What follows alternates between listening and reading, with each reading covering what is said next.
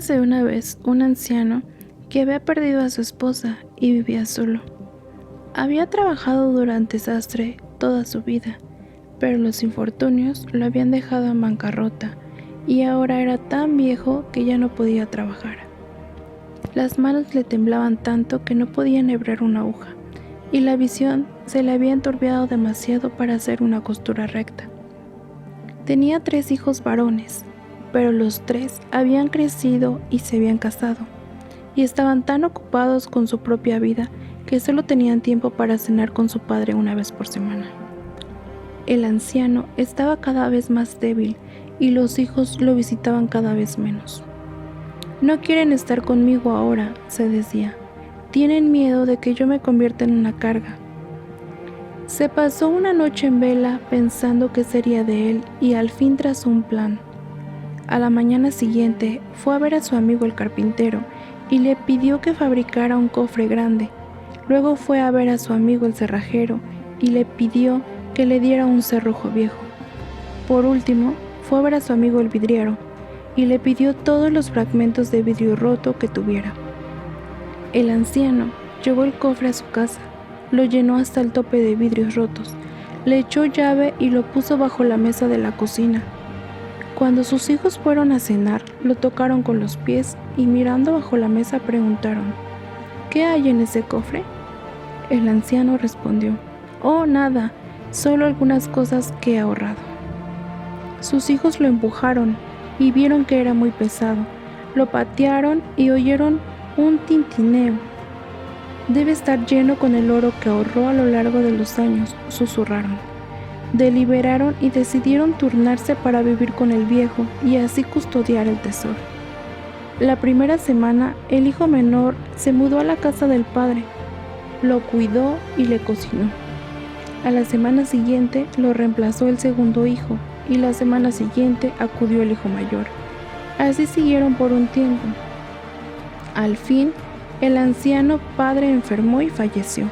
Los hijos le hicieron un bonito funeral, pues creían que una fortuna los guardaba bajo la mesa de la cocina y podían costearse un gasto grande con el viejo.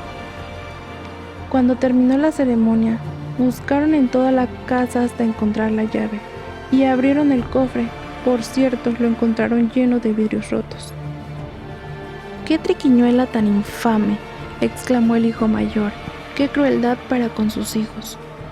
¿Pero qué podía hacer?, preguntó tristemente el segundo hijo. Seamos francos, de no haber sido por el cofre, lo habríamos descuidado hasta el final de sus días. Estoy avergonzado de mí mismo, sollozó el hijo menor. Obligamos a nuestro padre a rebajarse al engaño, porque no observamos el mandamiento que él nos enseñó cuando éramos pequeños. El hijo mayor, muy enojado, volcó el cofre para asegurarse de que no hubiera ningún objeto valioso oculto entre los vidrios, y desparramó en el suelo hasta vaciar el cofre.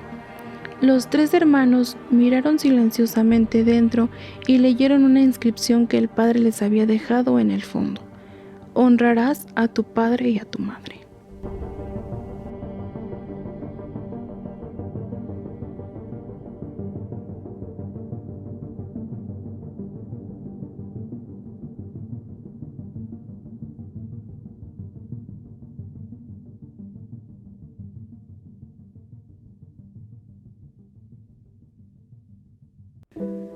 Un hombre, después de pensarlo, se decidió a reparar una vieja casa que tenía en una granja.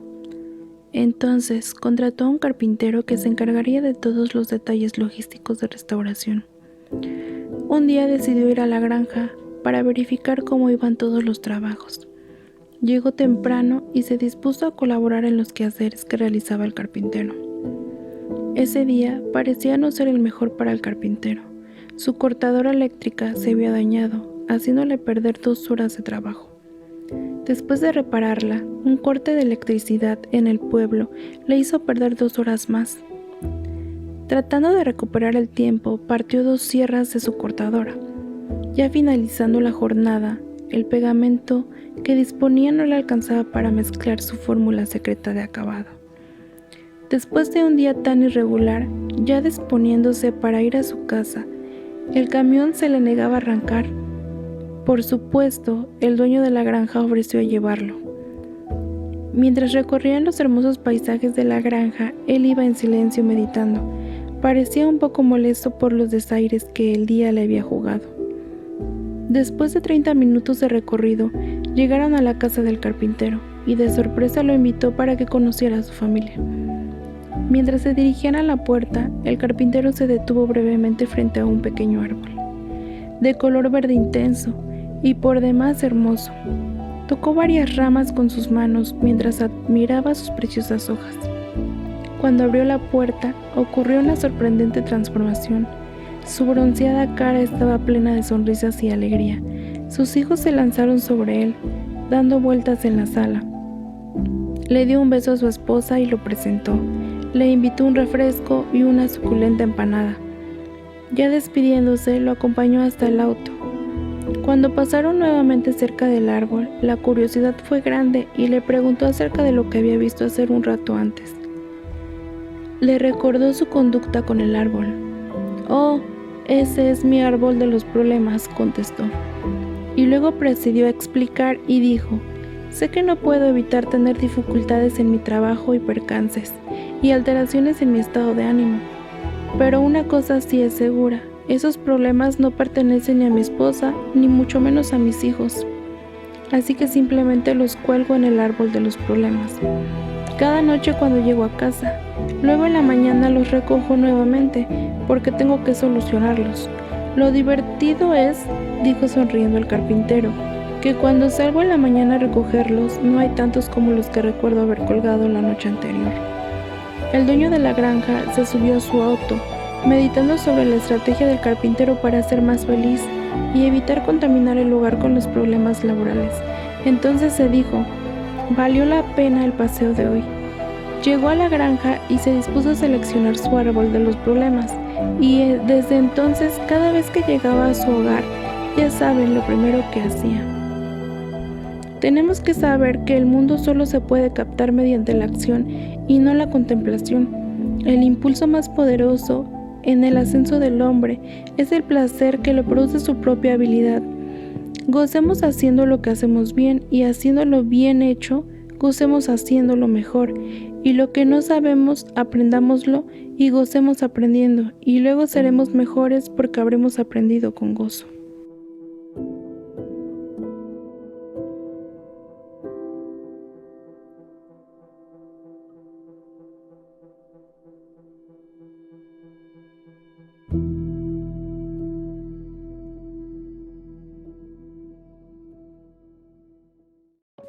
Cuando me amé de verdad, comprendí que en cualquier circunstancia yo estaba en el lugar correcto y en el momento preciso, y entonces pude relajarme. Hoy sé que eso tiene nombre: autoestima. Cuando me amé de verdad, pude percibir que mi angustia y mi sufrimiento emocional no son sino señales de que voy contra mis propias verdades. Hoy sé que eso es autenticidad. Cuando me amé de verdad, dejé de desear que mi vida fuera diferente y comencé a ver que todo lo que acontece contribuye a mi crecimiento. Hoy sé que eso se llama madurez. Cuando me amé de verdad, comencé a comprender por qué es ofensivo tratar de forzar una situación o a una persona, solo para alcanzar aquello que deseo, aun sabiendo que no es el momento, o que la persona, tal vez yo mismo, no está preparada. Hoy sé que el nombre de eso es respeto. Cuando me amé de verdad, comencé a librarme de todo lo que no fuese saludable, personas y situaciones, todo y cualquier cosa que me empujaran hacia abajo. Al principio, mi razón llamó egoísmo a esa actitud. Hoy sé que se llama amor hacia uno mismo. Cuando me amé de verdad, dejé de preocuparme por no tener tiempo libre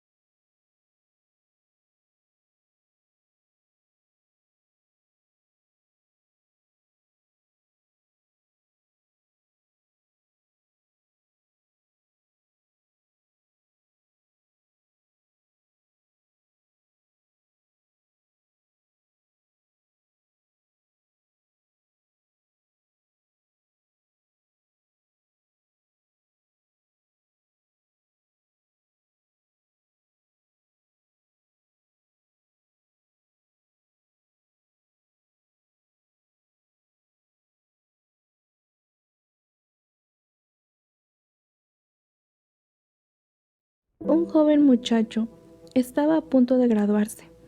Hacía muchos meses que admiraba un hermoso coche deportivo que vio en un concesionario.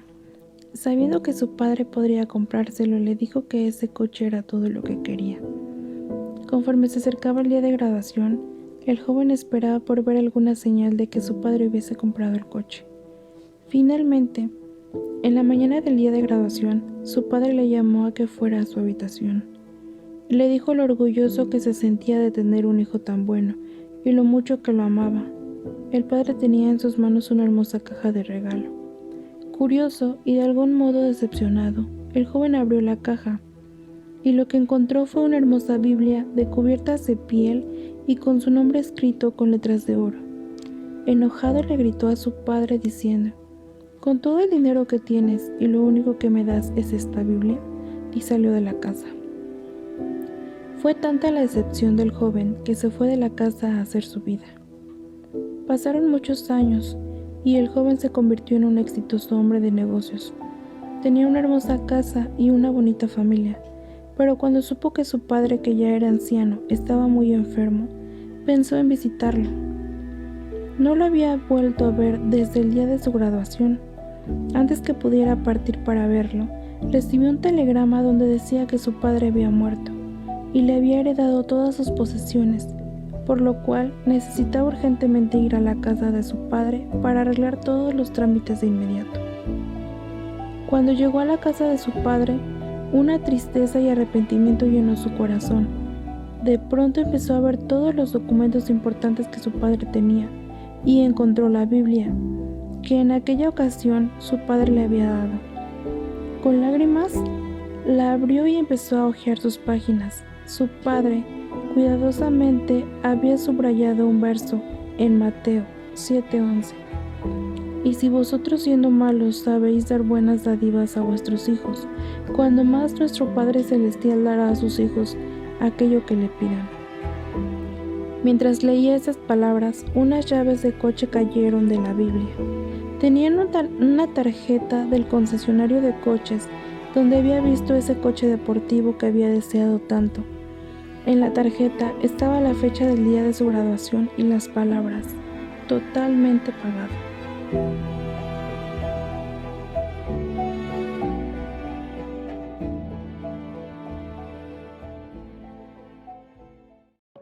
Cuenta un médico que un paciente fue a la clínica donde trabaja para hacerse curar una herida en la mano. Estaba muy apurado y mientras lo curaba le preguntó qué era eso tan urgente que tenía que hacer.